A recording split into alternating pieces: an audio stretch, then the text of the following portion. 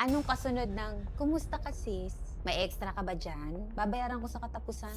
Biglang nangumusta, biglang concern, biglang naalala ang birthday mo, biglang may, "Miss na kita sis." Akala mo gusto ka lang kumustahin. Yung pala, may kasunod ng GCash number. Nakakatawa, no? Nung ikaw ang baon sa problema, nung ikaw ang hindi alam kung saan kukuha ng pambayad, nung umiiyak kang mag-isa, ni isang kumusta ka, wala kang natanggap. Mas masakit pa, may panahon na alam na nilang gipit ka. Alam nilang ikaw mismo ang naghahanap ng paraan para makaraos. At napakarami mong responsibilidad, pero hihingan ka pa rin. Ang tawag doon, makasarili. Mas iniisip nila ang pangangailangan nila kaysa sa sitwasyon mo. Pero ngayong medyo guminhawa na ang buhay mo, biglang ikaw na ang emergency fund. Ikaw na ang lending company. Ikaw na ang ATM. Takbuhan pa ng lahat ng problema. At kapag hindi ka nagpahiram, ikaw na ang madamot, ikaw pa ang nagbago. Ikaw pa ang masama. Ang totoo, hindi lahat ng nangangamusta masaya para sa achievements mo. May iba, chinecheck lang kung may mahihiram na. Kaya bago ka maawa, alalahanin mo rin kung sino ang nanatili nung ikaw ang walang maibigay.